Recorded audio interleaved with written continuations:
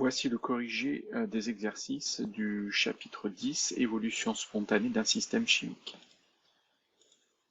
Donc plus précisément, voici le corrigé de l'exercice numéro 4, page 144. Donc caractériser une transformation.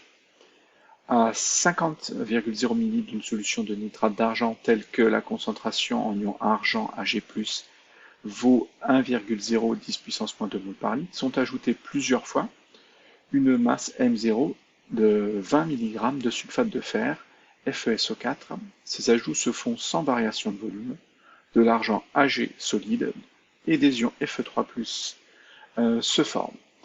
Donc là, il faut bien avoir en tête qu'on a une solution contenant des ions argent, et on va rajouter une première fois 20 mg de sulfate de fer, ensuite une deuxième fois, ensuite une troisième fois, une quatrième fois, une cinquième fois, le sulfate de fer, 20 mg de sulfate de fer à chaque fois. Donc on va passer de 20 mg, ensuite on aura 40, 50, 60, 60, 80, 100 mg. On a donc deux graphiques, le graphe A et le graphe B.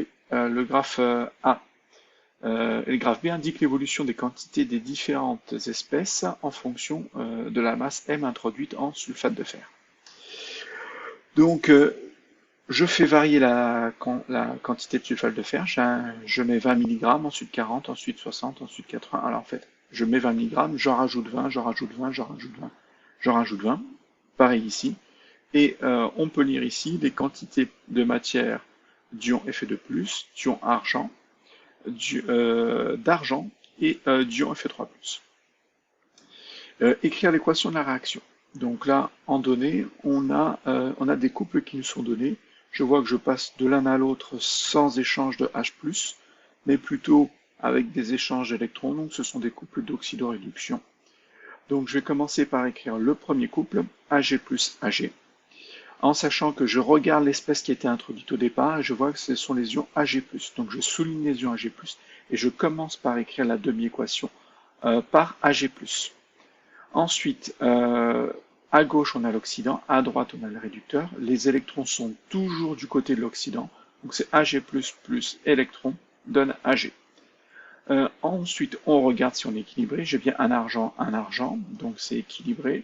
J'ai la charge totale au niveau des réactifs vaut plus 1, moins 1, ça veut dire 0. Au niveau des produits, elle vaut 0. Cette demi-équation est équilibrée. Deuxième couple.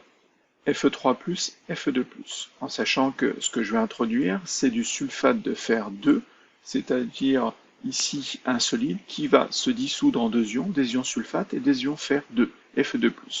Donc ce que j'introduis, ce sont les ions Fe2+, dans le couple Fe3+, Fe2+. Donc je souligne ces ions, et je commence à écrire la demi-équation parce que j'ai introduit les ions Fe2+. Donc les ions Fe2+, vont donner les ions Fe3+, et je mets les électrons toujours du côté de l'oxydant, c'est-à-dire de l'espèce qui est à gauche ici, donc plus un électron. J'ai un élément fer, j'ai 2 plus au total dans les réactifs, j'ai 3 plus un moins 2 plus au total dans les produits. Cette demi-équation est bien équilibrée. Maintenant, il faut vérifier, avant d'additionner les réactifs entre eux et les produits entre eux dans les deux demi-équations, il faut s'assurer que le nombre d'électrons échangés est le même. C'est-à-dire cette demi-équation va libérer un électron quand celle-ci va capter un électron. Il faut que le nombre d'électrons soit le même. Il y en a un qui est libéré, un qui est capté. C'est bon, je peux additionner. Donc j'additionne. Donc j'ai Ag++ plus Fe2+, qui va donner Ag plus Fe3+.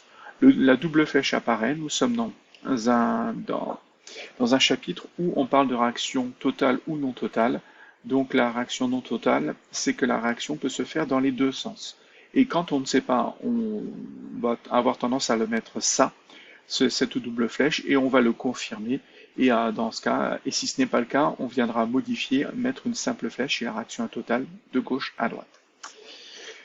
Donc voilà mes réactions. N'oublie pas de mettre l'état physique de chacune des espèces chimiques. Et les électrons n'interviennent plus, doivent avoir disparu dans les réactifs et les produits. C'est pour ça qu'il faut avoir le même nombre d'électrons à gauche, à droite ici. Deuxième question, conclure quant au caractère total ou non total de la transformation.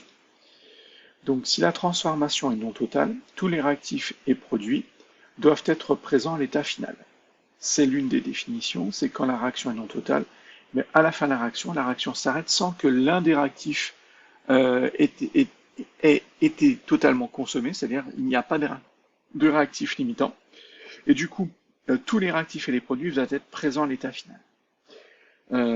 C'est ce que l'on semble voir pour toutes les masses de sulfate de fer introduites. Il reste des ions argent Ag+. Donc les ions argent qui sont ici en rouge, apparaissent en rouge, je vois qu'il en reste, quand je regarde ici, je vais peut-être zoomer un peu sur le graphique, je vois que voilà, la quantité n'est pas à 0. Donc pour être à 0, il faudrait être sur l'axe des abscisses, elle n'est pas à 0. Donc la quantité en rouge de matière des ions argent, Ag+, n'est pas égale à 0, donc il en reste. Il y a bien sûr des ions Fe2+, il y a aussi de l'argent et des ions Fe3+. Donc les 4 espèces chimiques réactifs et produits sont présents à l'état final, donc on peut en conclure que la réaction est non totale. On peut aller plus loin. Pour nous en assurer, nous allons calculer le taux d'avancement pour M0 est égal à 100 mg. Donc on va ici calculer la quantité de matière. On va calculer donc le XF et le Xmax, parce que le taux d'avancement, ça va être XF divisé par Xmax, le plus petit divisé par le plus grand. Donc pour ça, il faut que je puisse déterminer le Xmax, c'est-à-dire calculer la quantité de matière initiale de chacun des réactifs. Donc je prends les ions Fe2+, et les ions argent. Je calcule leur quantité de matière initiale. J'ai introduit un solide pour les ions, pour avoir des ions Fe2+. Donc c'est la masse de sulfate de fer divisée par la masse molaire. J'obtiens 100 mg, donc 100 fois 10 puissance moins 3 divisé par la masse molaire du sulfate de fer, 151,9, et j'obtiens 0,66 mol.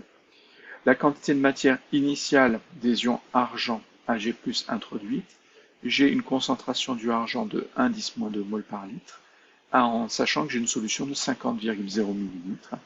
J'obtiens donc N est égal à C fois V, donc 1,10-2 fois 50,10-3, et j'obtiens 5,0 10-4 mol.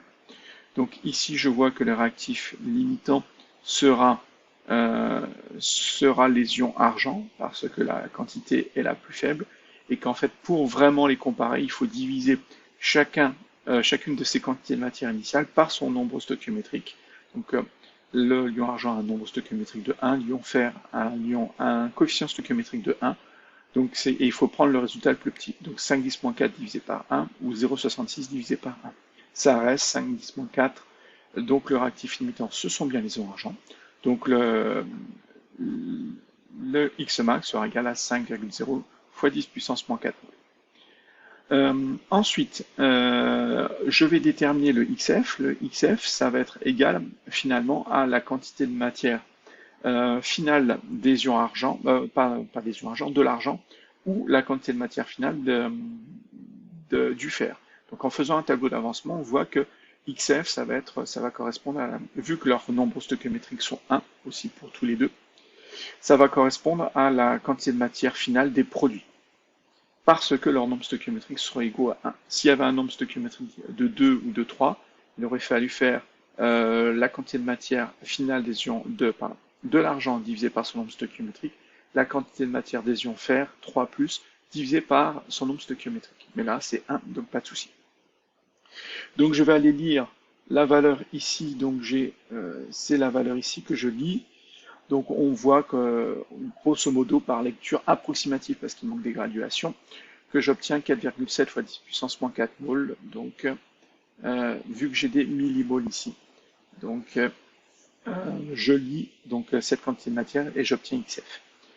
Donc je vous dis que j'ai fait des mesures, là c'est mon produit en croix, j'ai mesuré cette distance-là, ensuite j'ai mesuré cette distance-là, j'ai fait mon petit produit en croix pour obtenir cette valeur-là.